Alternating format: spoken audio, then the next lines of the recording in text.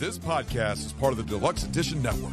To find other great shows on the network, head over to deluxeeditionnetwork.com. That's deluxeeditionnetwork.com.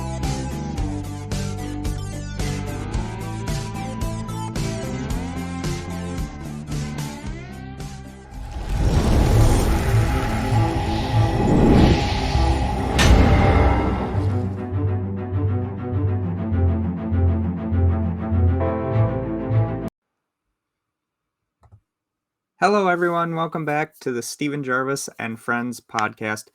Today, we are talking about the Detroit Lions in the 1960 season, and we're going to also have a little PSA for everyone that listens to the podcast.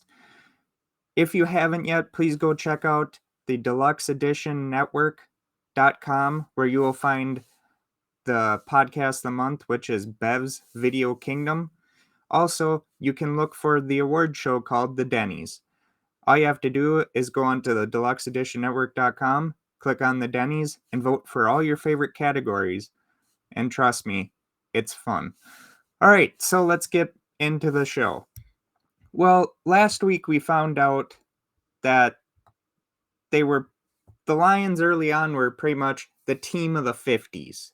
They were winning championships. They were at least going to championships if they didn't win it. But then they let go of Bobby Layne. Bobby Layne ends up saying, oh, hey, you guys will never win for 50 years. Another championship for 50 years. Well, the curse is whatever people want it to be. If they believe that stuff, that's fine. But today in the 60s, we're going to find out that instead of trying to go and build a balanced team, that they're going to commit to defense.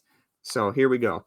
A 3-8-1 season in 1959 meant the Lions closed out their most successful decade in disappointing fashion. Going into the 1960s, the Lions decided to go with a new rebuild, this time centered around defense.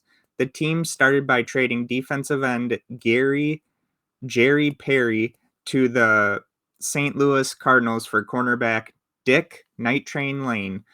Joe Schmidt later called it one of the best trades that will ever be made in any sport. Lane made 3 Pro Bowls and 4 All-Pro selections as a Lion. Detroit also drafted star defensive tackle Roger Brown to pair with Alex Karras, Sam Williams, and Darius McCord, forming one of the most fierce defensive lines in pro football history. The Lions also still had 50s stars Joe Schmidt and Yale Yeri, as well as cornerback Dick LeBeau, who the team signed in 1959. Despite an 0-3 start in 1960, the Lions put together a 7-2 record to end the year at 7-5 overall.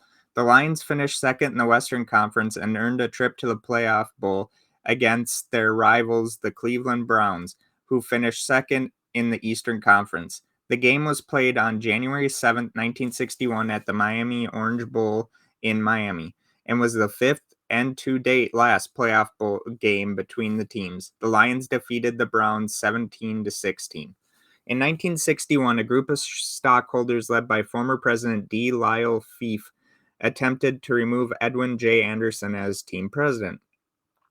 Anderson resigned, and one of his supporters, William Clay Ford Sr., was chosen to succeed him. Anderson was allowed to stay on as general manager. That year, the Lions improved slightly, finishing 8-5-1, and returned to the playoff bowl where they destroyed the Philadelphia Eagles 38-10. The peak of the Lions' early 60s defense came in 1962 when they put together an 11-3 record and became only the 3rd team in NFL history to never trail by more than 7 points in a game. While the Lions finished behind the Packers again, they managed to defeat them on Thanksgiving Day in Detroit 26-14 in a game that became known as the Thanksgiving Day Massacre. Sorry about that. This was the Packers' only loss of the season as they eventually won the 1962 NFL Championship. The Lions went to the Playoff Bowl for the 3rd year in a row, defeating the Pittsburgh Steelers 17-10. Detroit's luck came to an end in 1963 as the team fell apart, finishing 5-8-1. A betting scandal involving Alex Karras and Packers running back Paul Hornung, which led to both players being suspended for the 1963 season, also played a part in the Lions' collapse. On November 22, 1963, William Clay Ford Sr. purchased a controlling interest in the team for $6 million. The sale was completed on January 10, 1964. During Ford's ownership tenure, which extended to his death in 2014, the Lions won just a single playoff game. The team would improve the next year, finishing 7-5-2. Despite this, they missed the playoffs. The Lions began losing its defense when Yale Larry retired following the 1964 season, while both Schmidt and Layne would retire a year later. In the mid-1960s, the Lions served as the backdrop for the sports literature of George Pimpleton, who spent time in the Lions training camp masquerading as a player. This was the basic material for his book, Paper Lion, later made into a movie starring Alan Alda, plus a number of actual Lions players, including Alex Karras. The Lions struggled throughout the mid to 1960s, but used the time to rebuild their roster, eventually drafting Lombardi to replace Layne, Bob Kowalski, and Ed Flanagan to build up the offensive line, and running back Mel Farr. Despite said players being Pro Bowlers, the Lions still needed a franchise player, which they found in the third round of the 1968 NFL/AFL draft when they drafted Hall of Fame tight end Charlie Sanders, a 7-time Pro Bowler who is considered one of the best players to ever play the position. And that is it for today.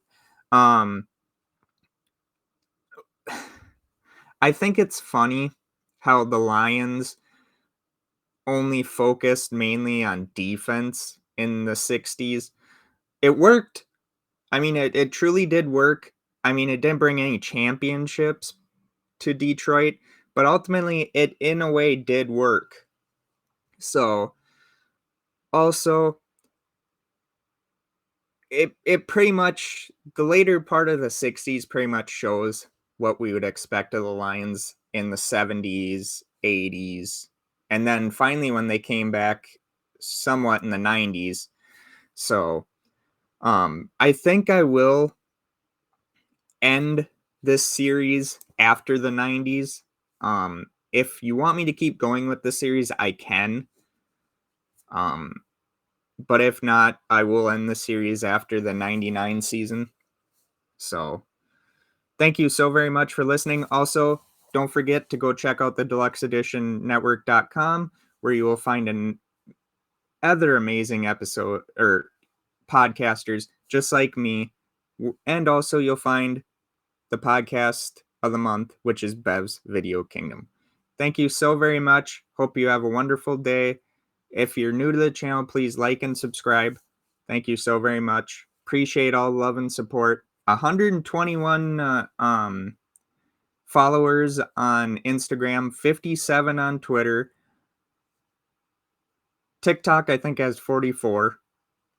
But thank you all so very much, and I will talk to you all later. See ya.